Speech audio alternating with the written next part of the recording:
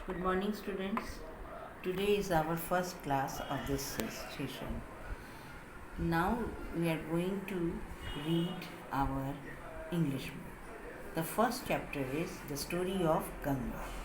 तो जैसा हम जानते हैं, रिवर गंगा को एक होली रिवर माना गया है इंडिया में। अब ये इसकी उत्पत्ति क्या हुई और ये कहाँ से आया, किसने इसको लाया, तो ये सारी बातें हमको इसमें जानना है इस चैप्टर में। तो ये कहानी है एक छोटे से बच्चे की जो कि जानना चाहता था कि एक्चुअली गंगा को हम लोग क्यों मानते हैं कि वह एक होली रिवर है, एक धार्मिक नदी है। हम इंडिया में इसको क्यों मानते हैं। तो कहानी है ध्रुव और उसकी दादी का। ये बैठे हुए थे और बातें कर रहे थे इंडियन कल्चर के बारे में। ध्रुव अचानक से उसे याद आता है कि उसने एक टीवी प्रोग्राम में बहुत सारे लोगों को देखा था कि वो प्रार्थना कर रहे हैं जो गंगा की घाट पर, और वहाँ पर कुछ एशेज भी फेंक रहे हैं रिवर में। अब वो उसको याद आता है कि रिवर तो काफ़ी डर्टी था, तो वो चाहता था कि ढूंढ कर निकाले कि आखिर इसका क्या कारण है। और इस तरह से उसने अपनी ग्रैंडमदर से पूछा कि क्यों पीपल प्रे करते हैं। ये जो किनारा है रिवर गंगा का, और उसमें कुछ एशेस फेंकते हैं, कुछ राख फेंकते हैं, आखिर क्यों। ग्रैंडमदर ने जवाब दिया कि गंगा एक होली रिवर है और पीपल महसूस करते हैं और वो छोड़ते हैं एशेस का जो उनके प्रिय थी उसमें, ताकि उनकी आत्मा को मुक्ति मिल सके। मुझे याद है माँ ने कहा था कि मुक्ति जो है, सल्वेशन जो है, मोक्ष जो है, वह रेस्ट ऑफ द सोल है, यानी आत्मा का रेस्ट होता है डेथ के बाद। इसको ध्रुव ने जोड़ा। तो अकॉर्डिंग टू हमारी पौराणिक कथाएं, गंगा जो है वह स्वर्ग में थी, लेकिन उसको धरती पर लाया गया और इसको बनाया गया एक धार्मिक नदी। लॉन्ग अगो एक राजा रहता था जिसका नाम सागर था, और वो अयोध्या में रहते थे। उनकी 2 पत्नियां थीं। केसिनी पहली पत्नी, जिससे उनको जो है एक बेटा था जिसका नाम था असमंजस, लेकिन वो बड़ा क्रूएल था, यानी निर्दयी था। जो भी हो, केसिनी का ग्रैंडसन अंशुमन वह काइंड और ब्रेव दोनों था, उसकी ग्रैंडमदर बताती है। सुमति दूसरी पत्नी थी और उसको 60,000 सन्स थे। ये लोग बहुत गर्वित रहते थे, बहुत ही प्राउड था, घमंड था, और इनको पीपल, इन जो 60,000 सन्स थे, इनको पीपल पसंद नहीं करते थे। ग्रैंडमदर ने इस बात को बताया। किंग सागर वो स्ट्रॉन्ग भी बन गया, पावरफुल भी बन गया। उसका एक बहुत बड़ा एम्पायर था, लेकिन वो चाहता था कि वो स्थापित करे जो बाउंड्री है अपने एम्पायर का, और लोगों को बताए कि वह किंग है लैंड का, ताकि ये लोग कोई कंफ्यूज नहीं हो जाए कि लैंड मेरा है या उसका। वो इस लैंड का ही मतलब, ये लैंड पूरा उसके अधीन है। इसके लिए किंग सागर ने परफॉर्म किया एक अश्वमेध यज्ञ। इसमें घोड़े का सेक्रीफाइस होता है। उसने सेलेक्ट किया बेस्ट हॉर्स अपने स्टेबल से, जो उसका अस्तबल था, और उसको जो है छोड़ दिया जहाँ भी वो जाना चाहता था। इंटरेस्टेड ध्रुव ने पूछा, फिर क्या हुआ, क्या किसी ने रोका नहीं घोड़े को।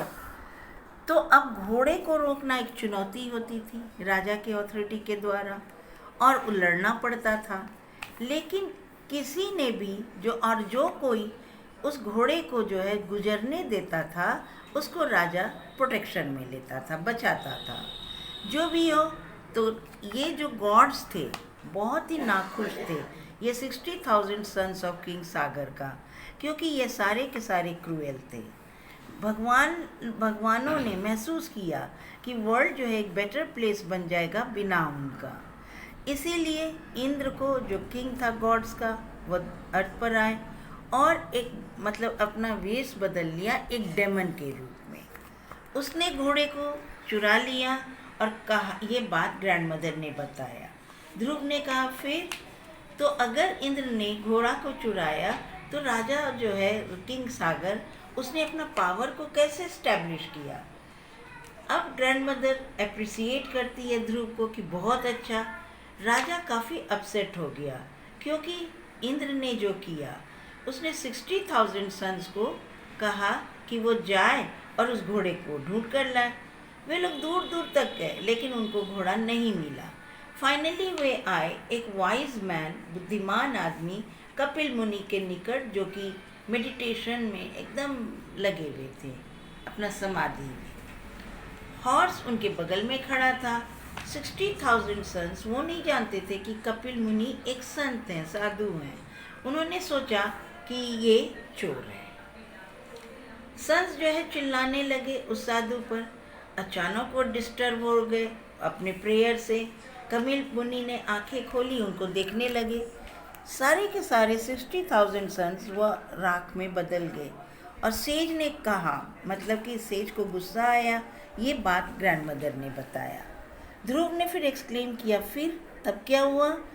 तो but what has that to do with river Ganga? लेकिन अब रिवर गंगा का क्या होगा? वेल, जब किंग सागर ने नहीं सुना, मतलब उनको कोई भी खबर अपने बेटों का नहीं मिला, वो चिंतित हो गए। उन्होंने अपने पोता अंशुमन, ग्रैंडसन को भेजा कि वो ढूंढ कर आए। अंशुमन ब्रेव था।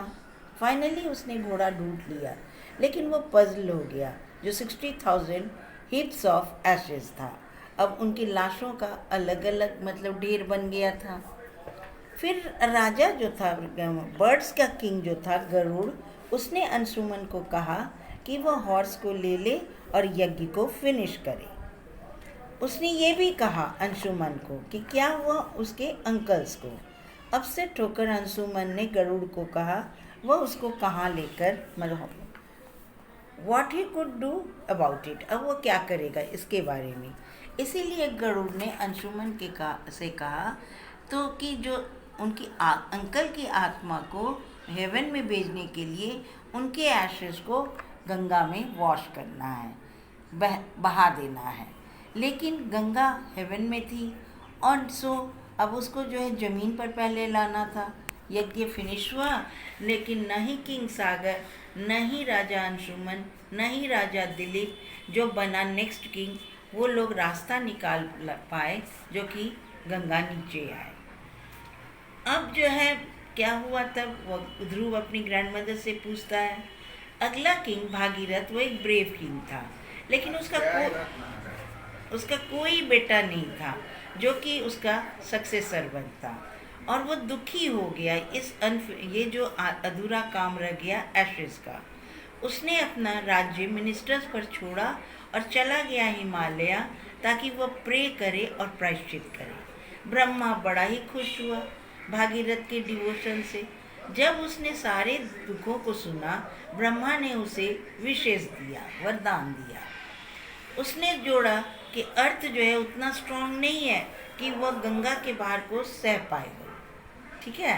तो इसीलिए भागीरथ उसको मदद मांगना है शिव से ग्रैंडमदर ने जारी रखा।